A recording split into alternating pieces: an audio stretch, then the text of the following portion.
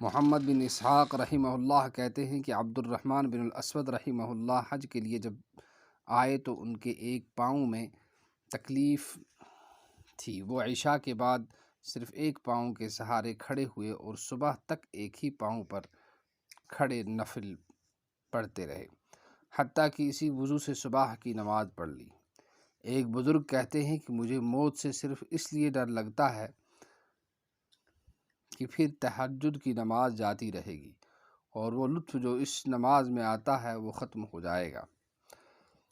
حضرت علی رضی اللہ کرم اللہ وجہہ کا ارشاد ہے کہ صلحاء کی علامت رات کے جاگنے سے چہروں کا زرد ہو جانا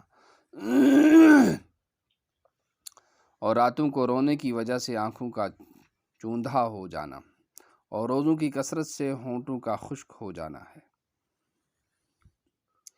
ان کے چہرے خوفزدہ رہتے ہوں۔ حضرت حسن بصری رحمہ اللہ سے کسی نے پوچھا کہ عبادت کی کثرت کرنے والوں کے چہرے ایسے خوبصورت کس طرح ہو جاتے ہیں؟ انہوں نے فرمایا کہ جب وہ تنہائی میں رحمان کے ساتھ مشغول ہو جاتے ہیں تو وہ رحمت والا اپنے نور کا سایہ ان پر ڈال دیتا ہے۔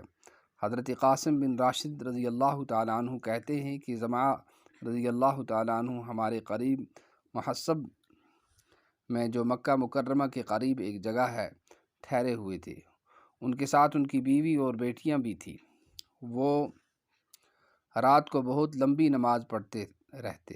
جب پچھلا پہر ہو جاتا تو وہ زور سے آواز دیتے، ارے مسافرو، کیا رات بھر سوتے ہی رہو گے؟ اٹھو چلو۔ اس آواز پر سب کے سب جاگ جاتے۔ کوئی وضو کر رہا ہے، کوئی نماز پڑھ رہا ہے، کوئی کسی کونے میں بیٹھا رو رہا ہے، کوئی قرآن پاک پڑھ رہا ہے۔ جب صبح ہو جاتی تو وہ فرماتے، تو رات کے چلنے والے صبح کو ٹھہر جایا کرتے ہیں۔ ایک بزرگ کہتے ہیں کہ میں بیت المقدس کے پہاڑوں میں جا رہا تھا۔ ایک جگہ پہنچ کر میں نے ایک آواز سنی۔ میں اس آواز کی طرف چل دیا۔ دیکھا کہ ایک سبزہ وہاں ایک درخت ہے، اس کے نیچے ایک شخص کھڑا نماز پڑھ رہا ہے اور یہ آیت بار بار پڑھتے ہیں، یوم تجد کل نفس ما عملت من خیر محضرا وما عملت من سوء تود لو ان بینها وبینہ امدا بعیدا یحذرکم اللہ نفسہ۔ آل عمران۔ ترجمہ: جس دن ہر شخص اپنے اچھے کاموں کو جو اس نے دنیا میں کیے ہوں گے سامنے لایا ہوا پائے گا اور اپنے برے کاموں کو بھی سامنے لایا ہوا پائے گا، اور اس بات کی تمنا کرے گا کہ کاش اس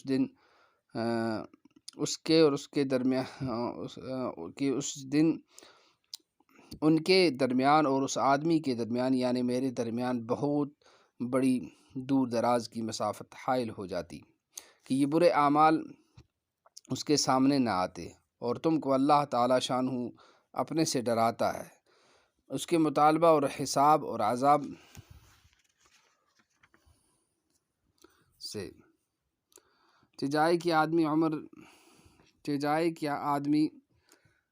عمر دنیا کی تمام عمر میں سے بہت تھوڑا سا حصہ ہے، اور آخرت کی زندگی قیامت کے دن کے بعد بھی بے انتہا ہے۔ یہ چند قصے نمونہ کے طور پر ذکر کیے گئے ہیں۔ امام غزالی رحمہ اللہ فرماتے ہیں کہ یہ تھے پہلے زمانے کے بزرگوں کی عادات اور خصلت۔ اگر تیرا متمرد نفس عبادت خود نہیں کر سکتا تو ان مر مٹنے والوں کے احوال میں غور کر، اور یہ غور کر کہ ان اکابر کے اقتداء اور ان بزرگوں کی جماعت میں شامل ہونا بہتر ہے جو دین کے حکیم اور آخرت میں بصیرت رکھنے والے عقل مند تھے، یا اپنے زمانہ کے ان جاہل بے وقوفوں کا اقتداء بہتر ہے جو دین سے غافل ہیں۔ ایسا ہرگز نہ کر کہ عقل مندوں کا اتباع چھوڑ کر احمقوں کا اتباع کرے۔ اگر تجھے وہم ہو کہ یہ قوی لوگ تھے، ان کا اقتداء مشکل ہے تو چند عورتوں کے حالات بھی سن لے۔ تو مرد ہو کر اس سے تو عاجز نہ بن کہ عورتوں جیسا بھی نہ ہو، تو ہی غور کرو مرد کتنا خسیس ہے، تو ہی غور کر وہ مرد کتنا خسیس ہے جو دین میں عورتوں کا بھی ساتھ نہ دے سکے۔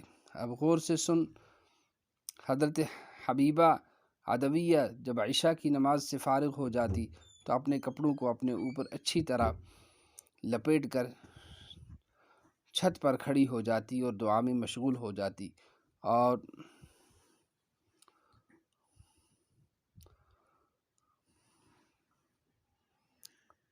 کہتی یا اللہ ستارے